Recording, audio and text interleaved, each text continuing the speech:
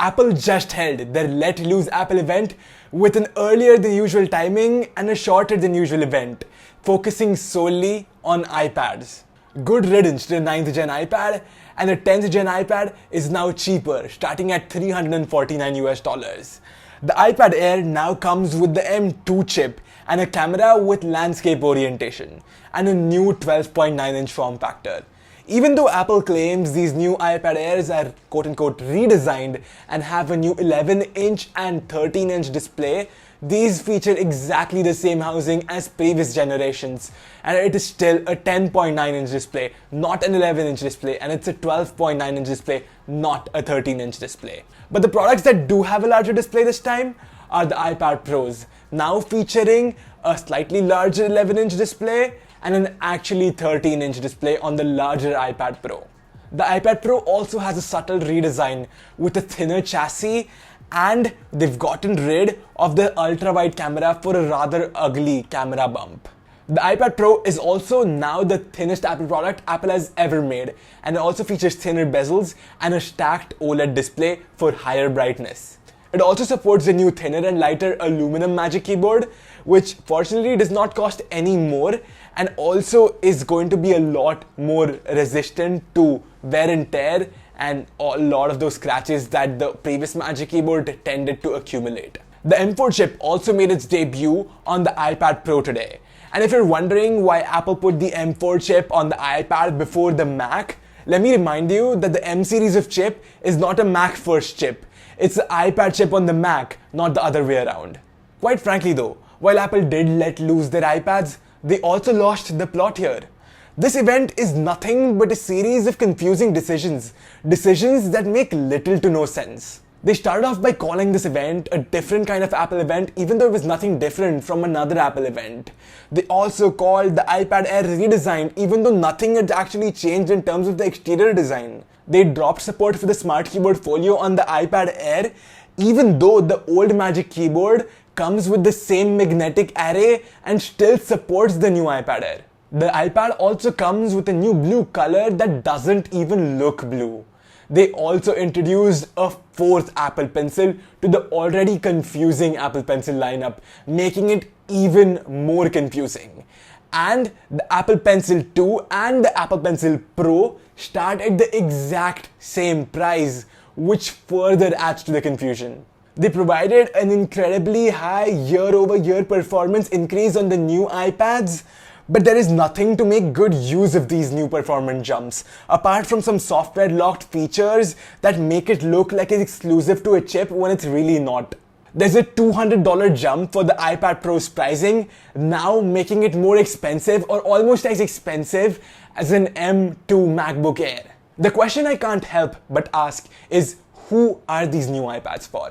Sure, it's amazing, it looks stunning, has amazing upgrades over the previous generation and an incredibly stunning display. But what does this iPad do that the iPad Air can't? What does this iPad Pro do that the 3-year-old M1 iPad Pro can't? And you realize that it's really hard to answer this question. In fact, you almost cannot answer this question. And that is simply because the iPad has peaked. It's too good for what it is, and there's barely anything that can be improved.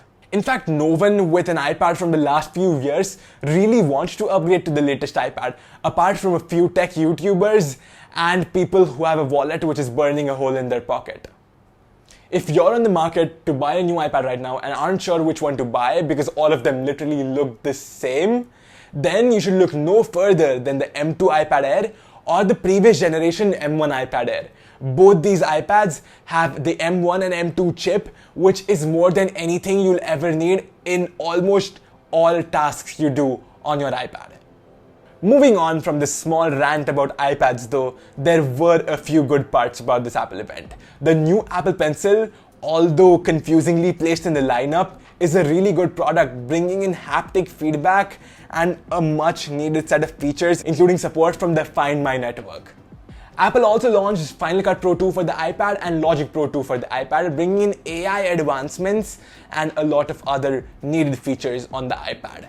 Also, they launched an app called Final Cut camera for videography on iPhone, which I'm really excited about and can't wait to get my hands on. Apparently, it's coming later this spring. Oh, also, the iPad Pros using the Apple logo on the back as a cooling chamber is really cool. The iPad Air also now starts at a base storage of 128GB with no price increase. And the iPad Pro also now starts at an increased storage of 256GB, but it does come with a hefty price bump.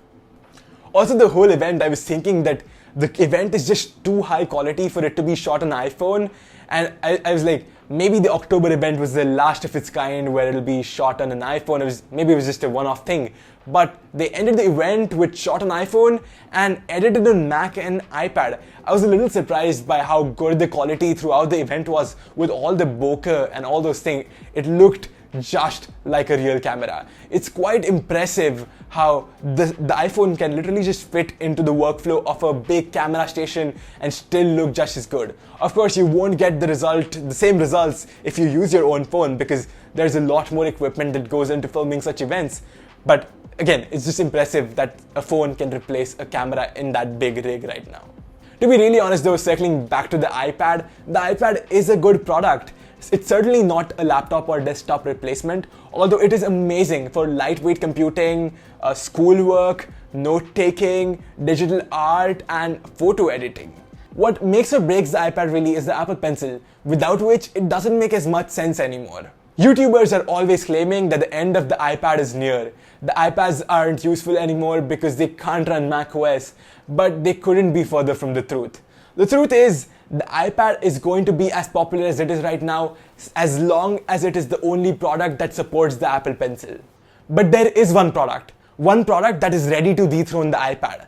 One product that is just one Apple Pencil away from rendering the iPad useless.